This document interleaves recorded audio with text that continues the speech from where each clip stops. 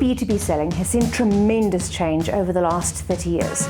The introduction of digital communication in the late 90s and the more recent rise of remote work, combined with the ongoing and relentless evolution of customers, has meant that over the past few decades, sellers have had to make some drastic changes to the way that they sell. Today, we're taking a deep dive into one critical aspect of this evolution, and that's the shifting dynamics of communication. Specifically, we're going to be talking about synchronous and asynchronous communication. If you don't know what I'm talking about, or if you do know what I'm talking about, but you're not sure why it's relevant, then this video is for you. By the end of this video, you'll not only understand the difference between the two, but you'll also know how and when to use each of these to your advantage. Firstly, let me explain what is meant by synchronous and asynchronous communication. Synchronous communication refers to real-time interactions like phone calls, a live video conference, or a good old-fashioned in-person meeting. When you're presenting on a video conference and people are responding to you in real time, that is synchronous communication. Regardless of whether they've taken themselves off mute and responding verbally or via the chat, it's happening in real time. It is in sync. It's synchronous. Asynchronous communication, on the other hand, is not happening in real time. Think of email, pre-recorded video messages, or messaging platforms like LinkedIn, where you're expected to respond at a time when you're engaging with the channel. You're not expecting the recipient to give you an instant response. So what are the pros and the cons of these two types of communication? Let's start again with synchronous communication. So synchronous communication allows for real-time connection. You can ask for immediate feedback and clarification. This means that sometimes synchronous communication, whether on a call or in a meeting, whether in an in-person or virtual meeting, it can give you the ability to build rapport, to identify and handle objections, or to gain agreement from your attendees right then and there. The problem is you can't always get the relevant attendees together, and coordinating their calendars often leads to a delay in your sales cycle.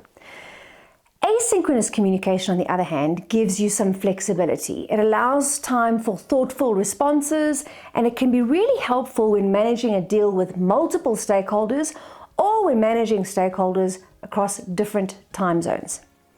But asynchronous communication relies on the recipient giving it their full attention. So your messages have to be carefully crafted to stand out from everything else that's competing for their attention.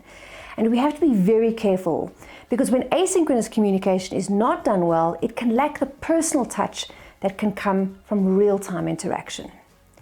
The other issue that has to be addressed is understanding which channels are to be used for which purposes. For example, would you agree with me that most sellers would not dream of knocking on a CEO's door while he or she were in a meeting? Most mature sellers understand that empathy for your client's role and respect for their position and authority are foundations for a solid client relationship. Yet how many sellers will try to call a client, and when they can't get through, they immediately resort to sending an instant message? So there your customer is in the middle of their commute or in a meeting or at lunch, and bam, they're getting a follow-up from a seller on a personal channel like WhatsApp. Guys, I have to be honest with you, this is one of my personal bugbears. There is simply so much information that is coming at us daily that I cannot be expected to respond to everything in real time like most of your customers can't. If you have sent an email, if you've made a phone call and some time has passed and you really need to get the client's attention, then you can send a polite, well thought out instant message.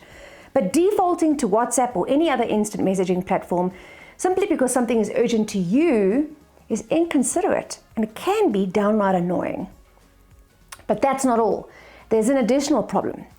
Your customers can only act on information that they remember. So when you send them an instant message while they're busy with another task, you're trying to communicate with them when you know that you don't have their full attention.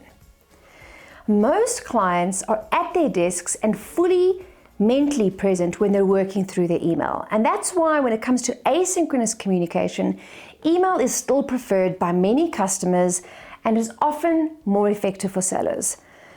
Simply because you have their full attention. Use instant messaging platforms by all means, but do so with intention and with consideration so that you don't create unnecessary friction in the buying process, and so that you're more likely to get a response from the recipient. Tell me, have you ever received an important message while you've been multitasking and forgotten to respond to it? I know that I have. Let me know in the comments if this has ever happened to you or if I'm the only one here. On the other hand, I can tell you about a recent interaction that I had with a seller. They sent me a LinkedIn message at 4:30 p.m. on a Monday afternoon. At 7:30 a.m. on Tuesday morning, they sent me an email to let me know that they'd sent me a LinkedIn message. The reason that they sent me 2 messages in such quick succession was because they wanted a meeting with me that week. Now, that was never going to happen on that particular week.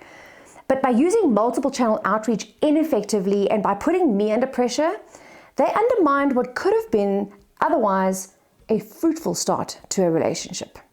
The world of B2B sales is an intricate one, and we must navigate the fine line between being persistent and respectful.